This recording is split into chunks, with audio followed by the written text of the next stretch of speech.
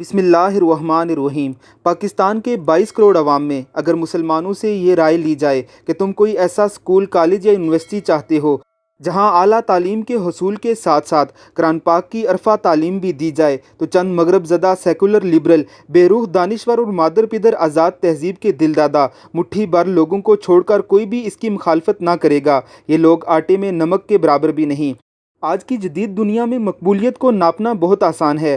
अखबारात पढ़ने वालों में से 90% क़ारीन इंटरनेट पर अपनी अखबारी प्यास बुझाते हैं। अगर आपने किसी भी दानश्वर की मकबूलियत देखना हो, आप इंटरनेट का एक चक्कर लगाएं, आपको खुद ब खुद अंदाज़ा हो जाएगा कि कौन कितना पानी में है, कौन सा कालम नगार कितना ज़्यादा पढ़ा जाता है और किस शख्स का शो ज़्यादा शौक से देखा जाता है। इंटरनेट पर मकबूलियत के पैमाने बिल्कुल ऐसे हैं जैसे घरों के बाहर बिजली और गैस के मीटर लगे होते हैं। जितने लोग किसी शख्स को सुनेंगे या किसी कालम नगार को पढ़ेंगे, मीटरों में उतने ही नंबरों का इजाफा होता चला जाएगा। मजहबी जज्बात और इखलाकी म्यारात से खेलने वाले ये चंद दानिश्वर वो हैं जिनके पढ़ने वालों या सुनने वालों की तादाद उंगलियों पर गिनी जा सकती है।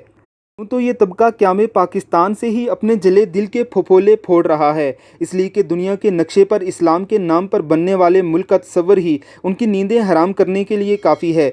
ये दिन रात इसके खात्मे की ख्वाहिश रखते हैं और दिल में कम अज़ कम इसे मज़हब से दूर एक सेकुलर लिबरल मुल्क देखने की उम्मीदें ज़रूर पालते रहते हैं। ये चंद गिने चुने दानिश्वर मीडिया पर एक आलमी एजेंडे के तहत ज़्यादा दिखाए और ज़्यादा छापे जाते हैं, इसलिए कि मीडिया की रगों में आलमी कारपोरेट सरमाए के इश्तिहारों का जहर खून की तरह दौड़ता है।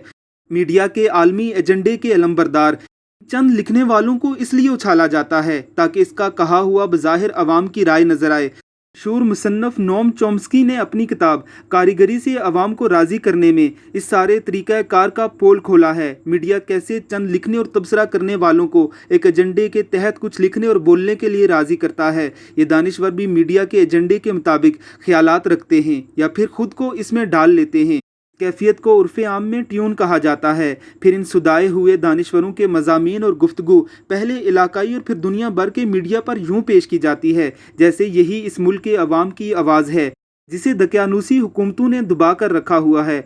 पाकिस्तान के हवाले से इस मीडिया के किरदार की बेहतरीन मिसाल मलाला यूसुफजई है, जिसे शायद सवात में भी कोई नहीं जानता था, मगर मीडिया की कारगरी ने इसे नोबल इनाम की सीढ़ी पर पहुंचा दिया और आज मगरब का आम आदमी भी ये समझता है कि वो पाकिस्तान की मजलूम औरतों की आवाज़ मलाला है। ये है वो धोखा और फरेब की कारीगरी जिससे मीडिया अवामी राय तख्लीक करता है। इसी मीडिया के मुताबिक सूफ़ी मोहम्मद अगर पाकिस्तान के आइन की कुछ शिकों को गैर इस्लामी कहता है तो वो काबिल गर्दन जदनी है।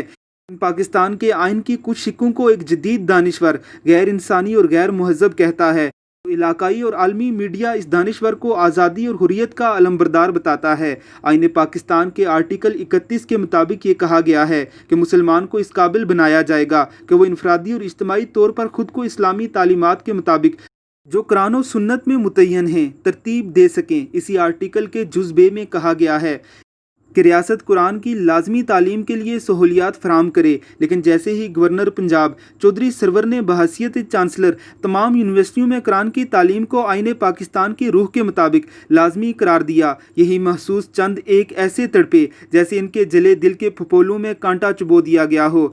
इनमें एक उर्दू के कालम नगार हैं जो कभी अंग्रेज़ी में लिखा करते थे। ये दुनिया के वाहिद दानिश्वर हैं जो दुनिया भर से अनोखे ख्यालात रखते हैं। दुनिया शराब नोशी के नुकसानात पर इतनी संजीदा हो चुकी है कि इसे बीमारी समझकर मेडिकल साइंस की तालीम का हिस्सा बना दिया गया है और शराब नोशी से छुटकारा हासिल करने के लिए दिन रात अदवियात ईजाद हो रही हैं, मगर ये साहिब अपने कालमों में शराब नोशी के आदाब पर गुफ्तगू करते हैं। दुनिया भर के डॉक्टर इस नशे की आदत के बारे में बताते हैं कि कैसे एक सिगरेट के कश से इंसान हीरोइन तक जा पहुंचता है, कैसे एक घूंट शराब से बंदा आदि शराबी बन जाता है। लेकिन मौसूफ इसकी जानिब रगबत दिलाने के लिए कालमों में एक समा बांधते हैं। इन्होंने गवर्नर चौधरी सरवर की जानिब से कुरानी तालीम का तमक्सर उड़ाते हुए इकबाल और कायदे आज़म की मगरबी यूनिवर्सिटियों का हवाला दिया जहां इन्होंने तालीम हासिल की थी। काश वो जानते कि इकबाल और कायदे आज़म दोनों ने इन मगरबी यूनिवर्सिटियों की तालीम को मुस्तरद करते हुए कुरान की तालीमात को अपना आइडियल बनाया। इकबाल का तो हर शेर किसी एक कुरानी आयत की तफसीर है और ये शेर तो ऐलान करता है कि गर तू मी ख्वाही मुसलमान जीस्तन नीस्त मुमकिन जुज़बर कुरान जीस्तन। फरमाया अगर तू मुसलमान की ज़िंदगी गुजारना चाहता है तो ये कुरान के बगैर नामुमकिन है। قائد اعظم محمد علی جناح سے زیادہ مغربی تہذیب و تعلیم کا ناقد تو آج برصغیر میں پیدا ہو ہی نہیں سکتا۔ اس قائد اعظم کی اسٹیٹ بینک کے افتتاح پر کی گئی زندگی کی آخری تقریر مغربی تہذیب کا نوحہ ہے، جس میں وہ پکار کر کہتے ہیں کہ مغربی تہذیب نے اس قدر گند ڈالا ہے کہ اب اسے کوئی معجزہ ہی بچا سکتا ہے۔ باقی دو دانشور وہ ہیں جنہوں نے انگریزی اخبارات میں اپنے آقاؤں کو خوش کرنے کے لیے قرآن کی تعلیم کے خلاف مضامین لکھ کر آئین کا مذاق اڑایا۔ ان میں سے ایک تو پاکستان کے انسانی حقوق کمیشن کے اکثر سربراہ بھی بنتے رہتے ہیں۔ ان کی بددیانتی کا عالم یہ ہے کہ منا بائی کی تعزیتی تقریب میں انہوں نے ذوق کا یہ شعر پڑھا جس کا مصرع یہ تھا: پل بنا چاہ بنا مسجد و تالاب بنا، تو اس میں سے موصوف جان بوجھ کر مسجد کا لفظ نہ بولے۔ جن لوگوں کا اسلام سے بغض و عناد کا عالم یہ ہو اور جن کی اخلاقی بددیانتی اتنی گہری ہو کہ انہیں شعر میں بھی مسجد کا لفظ بولنا گوارا نہ ہو، ایسے لوگوں سے کیا گلہ۔ تیسرے صاحب نے بھی انگریزی میں اپنی درفتنیاں چھوڑی ہیں۔ والدین نے ان کا نام تو غازی رکھا تھا، لیکن جوان ہوئے تو شہید تہذیب مغرب ہو گئے۔ ان سب میں سے کسی کے پاس کوئی دلیل نہیں کہ ایسا کیوں نہ کیا جائے، بس ایک ایجنڈے کے مطابق لکھنا تھا، لکھ دیا۔ قرآن پاک کی براہ راست تعلیم کا خوف اس قدر ہے کہ دلوں کی جلن قلم کی سیاہی میں صاف نظر آتی ہے۔ یہ میرے ملک میں چند ہزار دین بیزار لوگوں کے میڈیا میں نمائندے ہیں۔